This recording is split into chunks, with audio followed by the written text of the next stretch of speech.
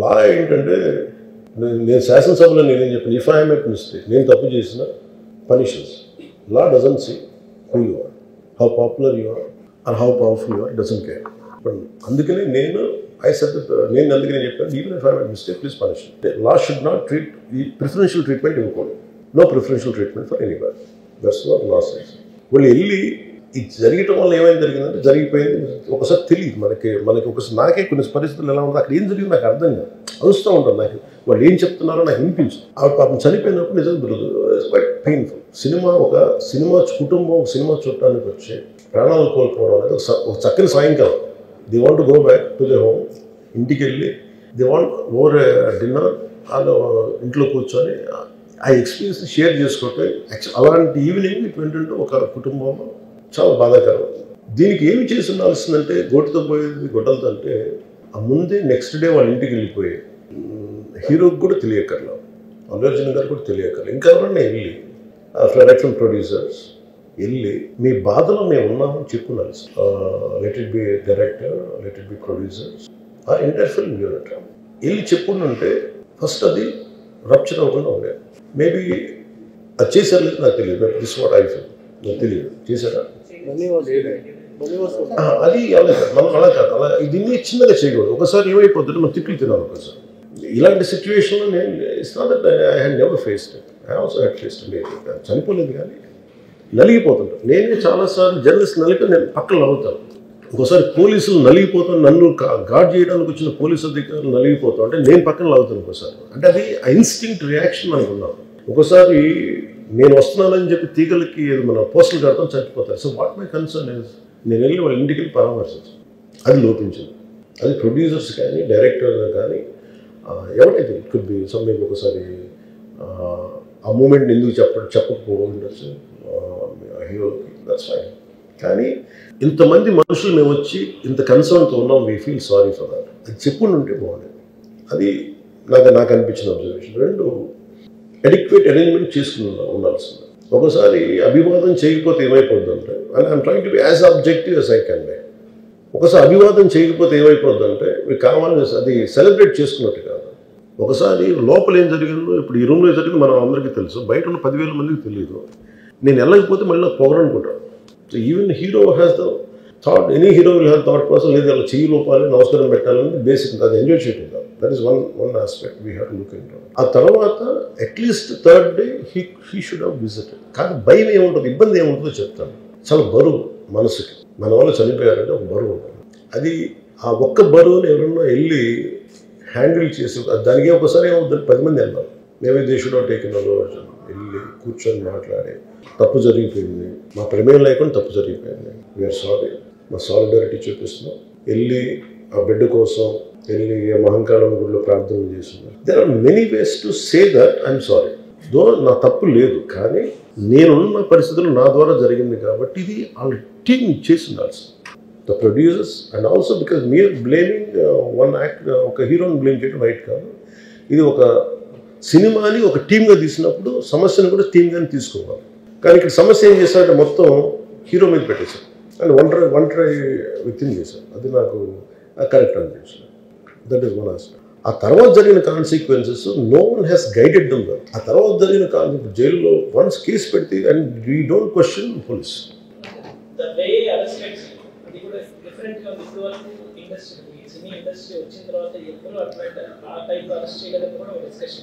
That is Revant Reddy. Even if it is me who would have done the same thing, without a doubt. He is Revant Reddy. Adendante, it is not who you are, it is what happened through you. And sometimes you want to send a message. అలాగే ఆయన మీరు అనుకుంటుంది ఏంటంటే చాలాసార్లు అడిగారు ఆయన పేరు చెప్పలేదని వాళ్ళు. I think he's beyond all that. చాలా అది చాలా lame reason. a man of that state. ఎందుకంటే ఆయన నిజంగా ఆ సినిమాకి ఇచ్చినంత పుష్ ఇంకా తెలంగాణ మేము ఇంకా హైదరాబాద్లో వాళ్ళకి ఇచ్చినంత టికెట్స్ ఈవెన్ అంటే అక్కడ ఎక్కువ పాపులారిటీ ఉంది అంటే మీరు అంటే ఎక్కువ సీకింగ్ ఎక్కువ ఉన్న పర్టికులర్ ఫిల్మ్కి దాన్ని ఎంకరేజ్ చేశారు కదా, ఎక్కడ ఆయన తగ్గించలేదు కదా. ఇప్పుడు మనం ఎప్పుడు తప్పు అనుకోవాలి ఆయన్ని జగన్ గారిలాగా కూర్చోబెట్టి నలిపేసి చేస్తే ఇవన్నీ చేస్తే కక్షపూర్తిని చేస్తుంది. బట్ అలా కాదు. అంటే Telugu he stood by Telugu film industry. ఈ పర్టికులర్ ఫిల్మ్కి హీ గేవ్ బెనిఫిట్ షోస్, డబ్బులు ఇచ్చారు, దానికి డబ్బులు పెంచారు, they gained a lot of momentum of it. చేసిన తర్వాత అది ఒకదాని తర్వాత ఒకటి జరిగిపోవటం, అది ఏమైపోయిందంటే అది ఒక రిపుల్ ఎఫెక్ట్లో అయిపోయింది. అది ఎవరి చేతుల్లో లేదు. ఇప్పుడు సపోజ్ నేను బీయింగ్ ఒక హైయెస్ట్ పొజిషన్లో ఉండి, he being chief minister, if he says don't arrest అంటే tomorrow police will say మీరు ఇక్కడ ఉపేక్షిస్తే రేపు పొద్దున మాకు ప్రాబ్లం వస్తుంటారు. అది డబుల్ ఎడ్జ్డ్ స్వోర్డ్ అది. So it is a tough call for the CM to take it and he has taken the call.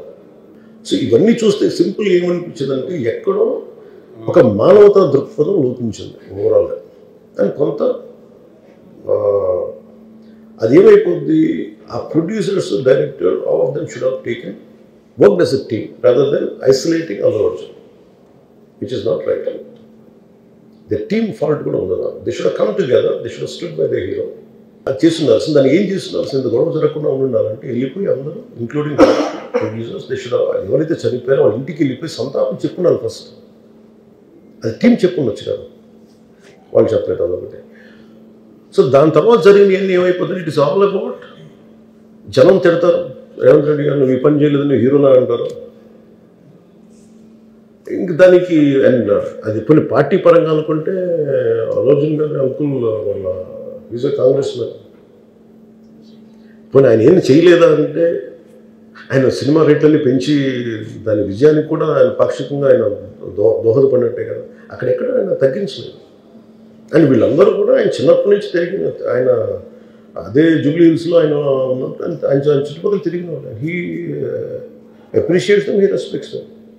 ఎందుకంటే నేను మాకు ఈ రోజు నుంచి కాదు, Revanth Reddy garu like I know him quite, చాలా కాలం తెలుసు నాకు. And always he drops the name Ram Charan కానీ మిగతా హీరోస్ కానీ ఎవరైనా సరే ఇంక్లూడింగ్ రాణాతో సహా ఆ జూబ్లీ హిల్స్ ఏరియాలో తిరుగుతున్నప్పుడు ఈయన కొంచెం సూపర్ సీనియర్ అనుకోండి వీళ్ళందరికీ. అదే ఆయన ఇదేంటంటే ఇట్స్ అన్ఫార్చునేట్. ఇప్పుడు ఏమైపోయింది, వన్స్ లా ఫైల్ ఇప్పుడు నేనే ఉన్నాను, నా మీద కేసు ఫైల్ అయితే just because of deputy CM I can't quash it, system will take over. అది నేను కొట్టేయాలనుకున్న అలా జరగదు అంత తేలిక. అది అందుకే నన్ను ఇవన్నీ కూర్చోబెట్టి కొంచెం సింప్లిఫై అందరూ కూర్చొని కలెక్టివ్గా ఆలోచించాల్సిందే. చేయటంలో కూడా గోటుతో పోయేది ఈరోజు గొడ్డలతో. సంధ్యా థియేటర్లో 4వ తారీఖున సంఘటన జరిగింది. రేవతి మరణించింది.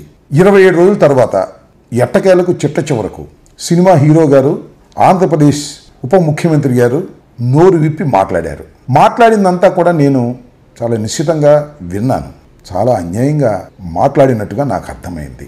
ఎదుటివారికి చెప్పేటందుకే ఉంటాయి నీతులు, మనం ఆచరించడానికి మాత్రం ఉండవు అనే ఒక సామెత ఉంది. పవన్ కళ్యాణ్ గారు మాట్లాడిన మాటలన్నీ విన్నప్పుడు నాకు అది గుర్తొచ్చింది. ఎందుకంటే నేను రిప్రజెంట్ చేసిన నియోజకవర్గం సత్తెనపల్లిలో ఒక సంఘటన జరిగింది. అది 2014 తర్వాత 2019 ఎన్నికలకు ముందు, అంటే 9/2/2019లో కుంకలగుంట అనే గ్రామంలో దిలీప్ చక్రవర్తి గారు తదితర నాయకులు వచ్చి అక్కడ జనసేన ఆఫీస్ను ఓపెన్ చేస్తున్నారు. దానికి ధూళిపాల నుంచి మట్టం కోటేశ్వరరావు అనే అతని కుమారుడు అశోక్ బయలుదేరి వెళ్ళారు ర్యాలీగా. మీకు తెలుసు కదా కుర్రోళ్ళు ఎలా ఉంటారో, చాలా ఉత్సాహంగా ఉంటారు, రూల్స్ అతిక్రమిస్తారు, మోటార్ బైక్లు వేసుకుంటారు, సైలెన్సర్ తీసేస్తారు. అది పవన్ కళ్యాణ్ గారికే కాదు, ఎవరు అయినా కూడా అలా చేసేటటువంటి కార్యక్రమాలు చేస్తూ ఉండటం మనం చాలా సందర్భాల్లో చూస్తాం. నివారించడానికి ప్రయత్నం చేసినా కూడా ఆ గందరగోళంలో కుదరదు. ఆ రోజు అదే విధంగా మట్టం అశోక్ ధూళిపాలెం నుంచి కుంకలగుంటకు బయలుదేరి వెళుతూ మధ్యలో విప్పర్ల రెడ్డిపాలెం దగ్గర హఠాత్తుగా నేల మీద పడి తలకాయ కొట్టుకుని మరణించాడు. మరణించిన తర్వాత జనసేన పార్టీకి చెందినటువంటి తోట చంద్రశేఖర్ గారు, అదేవిధంగా రావెల కిషోర్ బాబు గారు, అప్పుడు వీళ్ళిద్దరూ కూడా జనసేనలో ఉన్నారు. వీళ్ళిద్దరూ వెళ్ళి మట్టం అశోక్ వాళ్ళ నాన్నగారికి, మట్టం కోటేశ్వరరావు గారికి ₹1,00,000 ఇచ్చి త్వరలోనే పవన్ కళ్యాణ్ గారు కూడా వస్తారు, మిమ్మల్ని పరామర్శిస్తారు, మరింతగా సహాయం చేస్తారని చెప్పారు. అంత బాధలో కూడా వారు వస్తే బాగుంటుందనుకున్నారు, సహాయం మరింతగా చేస్తారని భావించారు. ఎందుకంటే వాళ్ళు చాలా నిరుపేద కాపు కుటుంబస్తులు. ఎందుకంటే నేను తర్వాత చూశాను, మట్టం కోటేశ్వరరావు గారు మరొక కుమారుడు మా తోటలో పనికొచ్చి కూలి చేసుకున్నారు. నేను అడిగితే చెప్పారు మేము పలానా అని. అంటే ఎంత పేదవారో ఇక్కడ నేను మీకు గుర్తు చేస్తున్నా. అలాంటి పేద కుటుంబంలో ఉన్నటువంటి మట్టం అశోక్ మరణిస్తే పవన్ కళ్యాణ్ గారు వెళ్ళలేదు, పలకరించలేదు, మరింత ఆర్థిక సహాయం చేయలేదు ఈ రోజు వరకు. అంతేకాదు పవన్ కళ్యాణ్ గారు ధూళిపాల దగ్గరికి వచ్చి ఒక మీటింగ్ పెట్టారు. కౌలు రైతులందరికీ సహాయం చేయాలనే ఉద్దేశంతో అక్కడ కౌలు రైతులందరినీ, జిల్లాలో ఉన్నటువంటి రైతులందరినీ పిలిచి అక్కడ సహాయ కార్యక్రమాలు చేశారు, చెక్కులు ఇచ్చారు. ఆ రోజున మట్టం కోటేశ్వరరావు గారు కూడా వస్తారని, అక్కడ ఆయన్ని పలకరిస్తారని, మట్టం కోటేశ్వరరావు గారి ఇంటికే పవన్ కళ్యాణ్ గారు వెళ్తారని చెప్పారు. పాపం మట్టం కోటేశ్వరరావు గారు వస్తారని అడిగారు. అడిగితే రాదు, మీరే డయాస్ దగ్గర రండి, మిమ్మల్ని పలకరిస్తాడు అని చెప్పారు నిర్వాహకులు. పాపం డయాస్ దగ్గరికి వెళ్ళాడు. డయాస్ మీదకి వెళ్ళడానికి ప్రయత్నం చేస్తే కిందకు నెట్టేశారు. ఈ రోజు వరకు వారికి మరింత ఆర్థిక సహాయం అందలేదు. పవన్ కళ్యాణ్ గారి పలకరింపు కూడా వారు నోచుకోలేదు. బహుశా ఈ విషయం వారికి చేరి ఉండకపోవచ్చు, చేరినా గుర్తు ఉండకపోవచ్చు, సహజమైనటువంటి విషయం. అలాగే మరి అల్లు అర్జున్ విషయంలో కూడా జరిగిందని పవన్ కళ్యాణ్ గారు ఎందుకు అనుకోలేకపోతున్నాడు? తోటి నటుడు కదా ఆయన. నేను ఇక్కడ ఒక విషయాన్ని గుర్తు చేస్తా.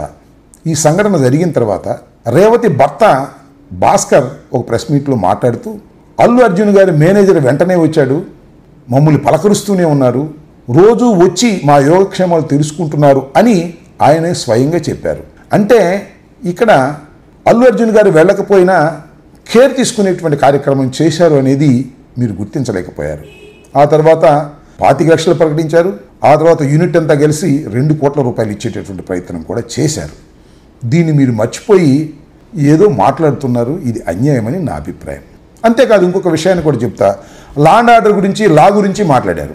ఏమండి పవన్ కళ్యాణ్ గారు, మీరు వైఎస్ఆర్ కాంగ్రెస్ పార్టీ అధికారంలో ఉన్నప్పుడు మీరు చట్టాన్ని ఏ విధంగా మీ చేతుల్లోకి తీసుకునే ప్రయత్నం చేశారో మీకు కొన్ని గుర్తు చేస్తా.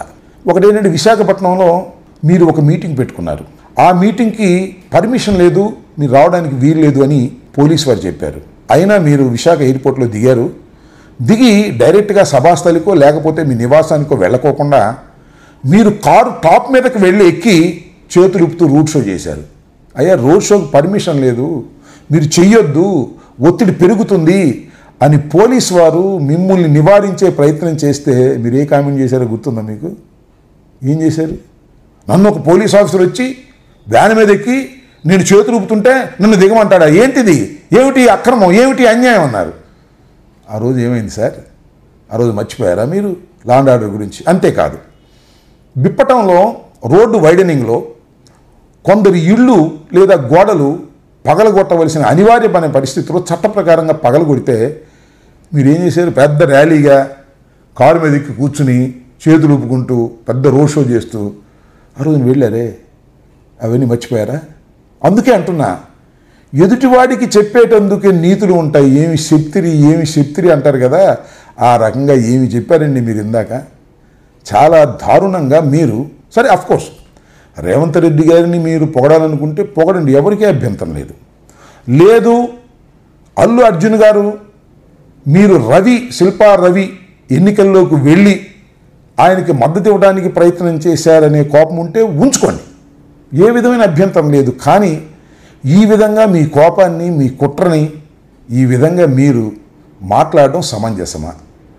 4వ తారీఖు జరిగితే ఈ రోజు వరకు మీరు మాట్లాడలేదు అంటే సుమారుగా 27 రోజులు, నెల పూర్తి అవుతుంది. ఎందుకు మాట్లాడలేదు? ఏం మాట్లాడిన ఆలోచించుకున్నారా? మాట్లాడకపోతే ఉపయోగం లేదనుకున్నారా?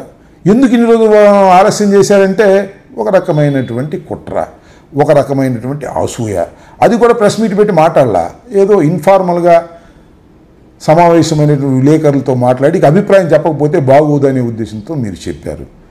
ఇదంతా చూస్తుంటే నాకు అనిపిస్తుంది మీరు చాలా ఫ్రాంక్గా ఉంటారని, చాలా ఉన్నట్టు మాట్లాడతారని చాలామంది అనుకుంటారు. అది కాదు. అసలైన నిజస్వరూపాన్ని మీరిప్పుడు స్లోగా బయట పెడుతున్నారు. చట్టమేమో మీరు అపోజిషన్ ఉన్నప్పుడు మీ చేతుల్లోకి తీసుకుంటారు, మీరు అధికారంలో ఉన్నప్పుడేమో చట్టం ప్రకారం అందరూ నడుచుకోవాలి, న్యాయం ధర్మం అని మీరు చెప్తారు అనే విషయం మీరు ప్రజలకి చాలా వివరంగా చెప్తున్నారు ఇండైరెక్ట్గా అనే విషయాన్ని దయచేసి మర్చిపోవద్దు అనేది కూడా ఈ సందర్భంగా నేను చెప్తున్నా. మీరు మాట్లాడినటువంటి మాటలు చూస్తే ఎదుటివాడికి చెప్పేటందుకే నీతులు ఉంటాయి కానీ మనం ఆచరించడానికి మాత్రం ఉండవు అనేది కుండ బద్దలు కొట్టి చెప్పారనేది నాకు అర్థమవుతా ఉన్నది.